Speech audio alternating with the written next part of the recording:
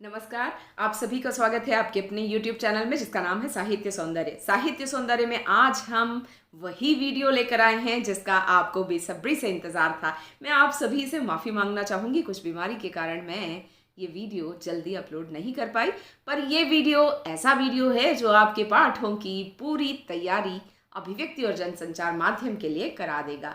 तो पाठ 4 और 5 इसमें शामिल किए गए हैं जो आपके पाठ्यक्रम में इस वर्ष हैं। पत्रकारीय लेखन के विभिन्न रूप और लेखन प्रक्रिया। इसके प्रश्न देख लेते हैं। पत्रकारीय लेखन क्या है? अब इसका उत्तर होगा समाचार पत्र आम जनता को सूचना देने, जागरूक करने, शिक्षित बनाने के लिए विभिन्न रूपों के लेखन का इस्तेमाल करता है जिसे कहते हैं पत्रकारीय लेखन। पत्रकारीय लेखन के कौन से प्रकार हैं? फीचर लेखन, समाचार लेखन, आलेख लेखन और साक्षात्कार लेखन। तो ये हुए आपके पत्रकारीय लेखन के प्रकार। पत्रकार के 3 प्रकार बताइए। ये 3 अंक के लिए प्रश्न पूछा जा सकता है। पूर्णकालिक पत्रकार, इसे इसके नाम से याद रखना है बच्चों। जैसे इसमें कहा गया है पूर्णकालिक, मतलब एक ऐसा पत्रकार जो 9 to 5 जॉब करता है। सुबह 9 बजे समाचार पत्र की एजेंसी में जाता है, वहां पूरे काम करता है, शाम को 5 बजे तक। उसे कहते हैं पूर्णकालिक पत्रकार। किसी एक संस्था के साथ वो जुड़ा हुआ होता है जो नियमित वेतन भोगी होता है, मतलब उसे रेगुलर सैलरी मिलती है मंथली, और उसी संस्था के लिए वह कार्य करने के लिए प्रतिबद्ध है, मतलब वो बंधा हुआ है एक संस्था से, वो किसी और संस्था के लिए काम नहीं कर सकता। अब दूसरा है अंशकालिक पत्रकार। पार्ट टाइम जॉब आपको सुना होगा आप लोगों ने, वैसे ही अंशकालिक पत्रकार मतलब कुछ अंश के लिए किसी एक संगठन के साथ निश्चित मानदेय पर, मतलब कोई एक दिन का उसे 100 रुपया 200 रुपया जितना भी मिलता होगा 2 घंटे के लिए, उसके लिए वो वहाँ पर काम करता है। मतलब वो जो है सिर्फ एक समाचार पत्र के लिए काम करेगा ऐसा ज़रूरी नहीं है, और पूरे दिन वहाँ नहीं काम करेगा। अंशकालिक पत्रकार है, कुछ अंश के लिए पार्ट टाइम जॉब वहाँ करेगा। फ्रीलांस पत्रकार क्या होता है? फ्रीलांस पत्रकार वो होता है जो आज़ाद है एक से अधिक समाचार पत्रों के लिए लिखने के लिए। तो इसे परमिशन होती है कि वह अपनी मर्जी से अपने मानदेय के आधार पर, मतलब उसे जो पैसे मिलते हैं उसके आधार पर वह एक से अधिक समाचार संगठनों के लिए कार्य कर सकता है। जैसे नवभारत टाइम्स के लिए लिख रहा हो या सारिका मैगजीन के लिए भी लिख सकता है वो, क्योंकि वो फ्रीलांसर है, मतलब वो स्वतंत्र अपनी मर्जी से लिख सकता है। और अक्सर ये वे ही पत्रकार होते हैं जो वो बहुत एक्सपर्ट होते हैं, जिनकी डिमांड बहुत ज़्यादा होती है, इसलिए ये एक से अधिक समाचार पत्रों के लिए लेखन कार्य करते हैं। प्रश्न 4, पत्रकारीय लेखन में ध्यान रखने योग्य बातें। ये अक्सर पूछा जाता है। 3 अंक के लिए फिर से प्रश्न कि वाक्य सरल, स्पष्ट और छोटे होने चाहिए। आम बोलचाल की भाषा का प्रयोग होना चाहिए। लेखन शैली में तथ्यों को जुटाकर बारीकी से उस पर विचार कर धैर्यपूर्वक लेखन किया जाना चाहिए। जो भी सच्चाई, सच्ची न्यूज़ उनको इधर उधर से मिलती है, उसे एकत्रित करके उस पर बड़ी गहराई से सोच विचार करके धैर्यपूर्वक लिखना चाहिए। यानी कि आधी बात लिख दी और फटाफट समाचार छापने के लिए तैयार कर दिया। पूरे धैर्य से सोचना है, समझना है, फिर लिखकर छापने के लिए देना है। लेखन में कसावट होनी चाहिए, मतलब ऐसा ना हो कि बात कहीं से शुरू की और कहीं भी ख़त्म कर दी, बीच में ही बात रोक दी, तो ऐसा लेखन नहीं होना चाहिए। शब्दों में कसावट होनी चाहिए, लेखन शैली में कसावट होनी चाहिए, अर्थात सटीक शब्दों का इस्तेमाल करके उसे लेखन करना चाहिए। अच्छा लेखन करने के लिए अच्छा पढ़ना भी ज़रूरी है। तो ये सबसे महत्वपूर्ण मुद्दा है कि जब हम अच्छा पढ़ेंगे तभी दिमाग में से अच्छे शब्द और ज्ञान का भंडार बाहर आएगा लिखते समय। इसके लिए अच्छा पढ़ना भी बेहद आवश्यक है। तो ये था पत्रकारीय लेखन में ध्यान रखने योग्य बातें। समाचार लेखन की सबसे लोकप्रिय शैली कौन सी है? ये 1 मार्कर क्वेश्चन आता है, उल्टा पिरामिड शैली। नीचे हम उसका चित्र भी देखेंगे। आप 2 नंबर के लिए अगर ये प्रश्न आए तो नीचे जो लिखा हुआ है उसके अनुसार आपको इसका उत्तर लिखना है, 3 नंबर या 2 नंबर के लिए। तो उल्टा पिरामिड शैली किसे कहते हैं? महत्व के घटते क्रम में जब सूचनाओं को रखा जाता है तो उसे उल्टा पिरामिड शैली कहते हैं।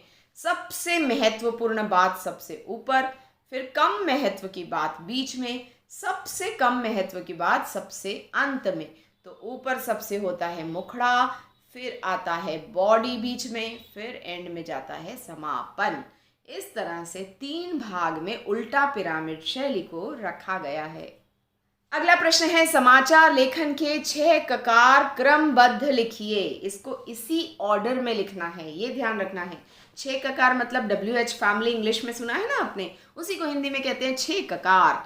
क से शुरू होने वाले प्रश्न, ये देखिए सारे क से शुरू हो रहे हैं। तो इसे याद रखने के लिए आपको एक सूत्र बताऊंगी, या, न, हा, ब, यों, से, ये याद रख लीजिए।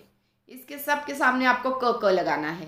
क्या, कौन, कहाँ, कब, क्यों, कैसे। ये हो गया समाचार लेखन के 6 ककार। ये प्रश्न भी 2 अंक या 3 अंक के लिए पूछा जा सकता है। अगला प्रश्न, फीचर लेखन क्या है? फीचर लेखन एक सुव्यवस्थित, सृजनात्मक, आत्मनिष्ठ लेखन है जिसका उद्देश्य पाठकों को शिक्षित करने के साथ साथ उनका मनोरंजन करना भी है। फीचर की विशेषता है कि इसमें मनोरंजन की दृष्टि से आकर्षक लेखन किया जा सकता है, साहित्यिक भाषा का प्रयोग किया जा सकता है, लेकिन आलेख और विशेष लेखन में इस तरह के प्रयोग नहीं किए जाते, उसमें विश्लेषण किया जाता है। तो ये था फीचर लेखन। फीचर लेखन के प्रकार बताइए। पहला है खोजपरक फीचर, साक्षात्कार फीचर, जीवन शैली फीचर, व्यक्तिपरक फीचर और यात्रा फीचर। तो इस तरह से ये हुए फीचर के प्रकार। 2 अंक के लिए प्रश्न पूछा जा सकता है। हमारा अगला प्रश्न है, विशेष रिपोर्ट किसे कहते हैं?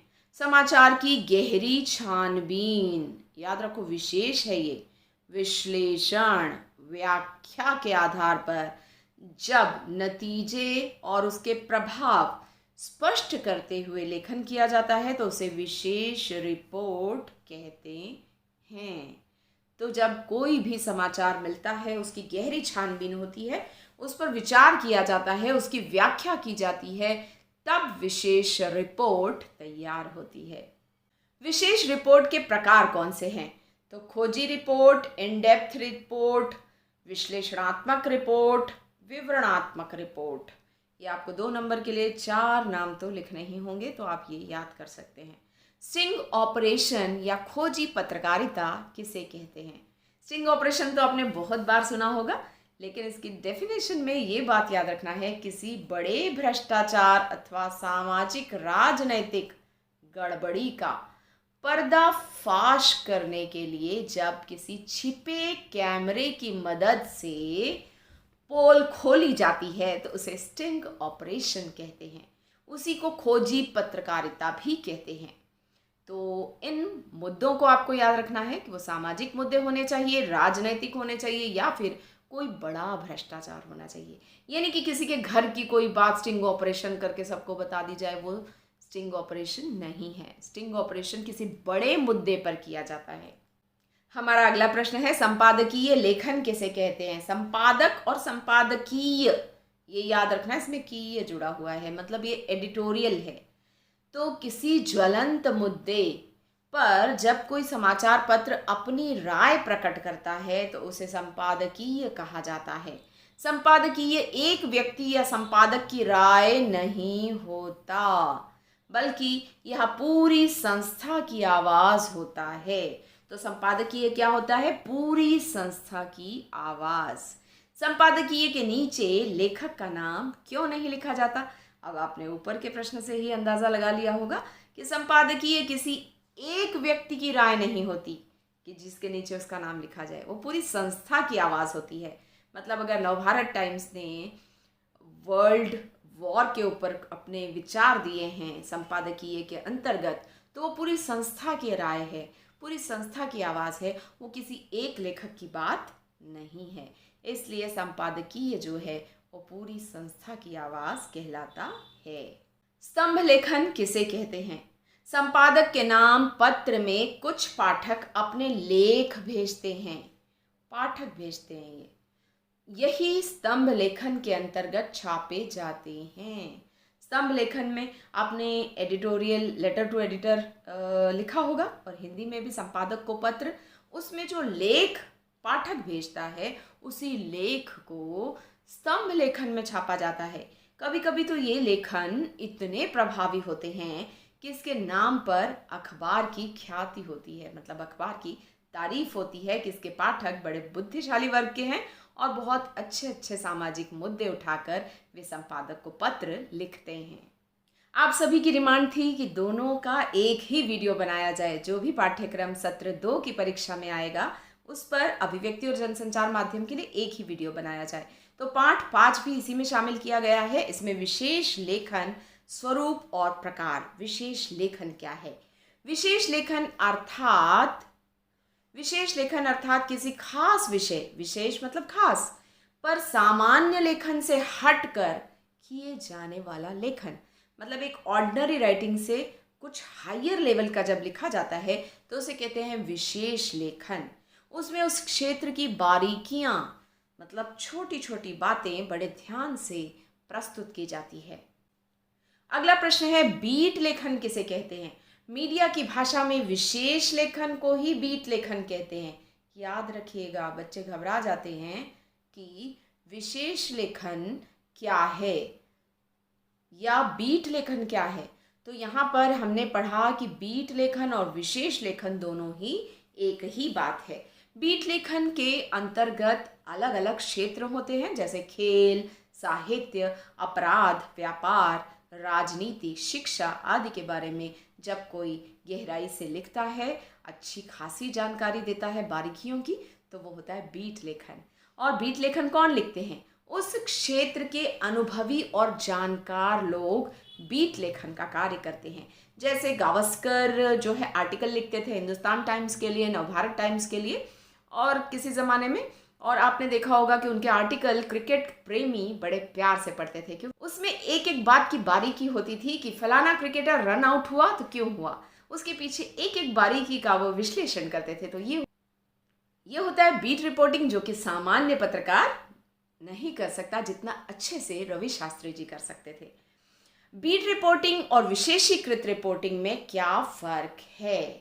तो ये प्रश्न भी 2 नंबर के लिए पूछा जाता है। तो बीट रिपोर्टिंग उस क्षेत्र की तथ्यात्मक जानकारी देती है, जबकि विशेषीकृत रिपोर्टिंग में विश्लेषण करके निष्कर्ष भी प्रस्तुत किया जाता है। बीट रिपोर्टिंग वाले संवाददाता कहलाते हैं, जबकि विशेषीकृत रिपोर्टिंग वाले विशेष संवाददाता कहलाते हैं। आप सभी को पता है आजकल वर्ल्ड वॉर चल रहा है। यहाँ पर हम उसी का उदाहरण देकर बीट रिपोर्टिंग क्या है और विशेषीकृत रिपोर्टिंग क्या है उसमें अंतर समझते हैं। बीट रिपोर्टिंग में अलग अलग देशों की ये जानकारी दी जाएगी कि अमेरिका ने इस युद्ध पर विराम लगाने की कोशिश की या बढ़ाने की कोशिश की, रूस की क्या भूमिका है इसमें, रूस ने क्या कहा। ये तथ्यात्मक जानकारी देना बीट रिपोर्टिंग के अंतर्गत आता है। लेकिन जब हम इस मुद्दे पर रिपोर्टिंग करते हैं या की जाती है रिपोर्टिंग कि अमेरिका ने ऐसा कहा, तो उसका अगला स्टेप क्या होगा। पिछली बार अमेरिका ने अगर ऐसा स्टेप उठाया था तो उसकी रणनीति क्या थी, उसका उद्देश्य क्या था, रशिया की क्या मंशा है इस पूरे युद्ध के पीछे, भारत की उसमें क्या भूमिका है। तो ये जब विश्लेषण किए जाते हैं और निष्कर्ष भी प्रस्तुत किए जाते हैं तो वो बन जाती है विशेषीकृत रिपोर्ट। लेकिन जब सिर्फ जानकारी दी जाती है तो वो होता है बीट रिपोर्टिंग। उम्मीद करती हूँ आपको इसका फर्क समझ में आ गया होगा। विशेष लेखन की भाषा शैली कैसी होती है? विशेष लेखन में उस क्षेत्र की गहराई से अर्थ देने वाले शब्दावली का प्रयोग किया जाता है। जैसे व्यापार से जुड़े विशेष लेखन में कुछ इस प्रकार के शब्दों का प्रयोग होगा: तेजड़िए, मंदड़िए, ब्याज दर, व्यापार घाटा, राजस्व घाटा। तो इस तरह के शब्दों का प्रयोग आय, निर्यात, आयात, निवेश आदि शब्दों का प्रयोग किया जाता है, क्योंकि व्यापार जगत की खबर जाने माने बिजनेसमैन पढ़ना चाहते हैं, शेयर मार्केट की शेयर के एक्सपर्ट्स पढ़ना चाहते हैं। तो उन्हें सामान्य लेखन से कुछ हट कर चाहिए, गहराई में बातें उन्हें समझ में आनी चाहिए। और वे गहराई में मुद्दे को जानना चाहते हैं। इसलिए उनके लिए विशेष लेखन उस क्षेत्र के जाने माने लोग करते हैं, ना कि एक आम पत्रकार। अगला प्रश्न है, विशेष लेखन या बीट लेखन के क्षेत्र कौन से हैं? मतलब किस किस बारे में बीट लेखन या विशेष लेखन होता है? व्यापार, खेल, विज्ञान, कृषि, रक्षा, पर्यावरण, शिक्षा, मनोरंजन, अपराध, ऐसे कई टॉपिक हैं, कई क्षेत्र हैं जिन पर विशेष लेखन या बीट रिपोर्टिंग की जाती है।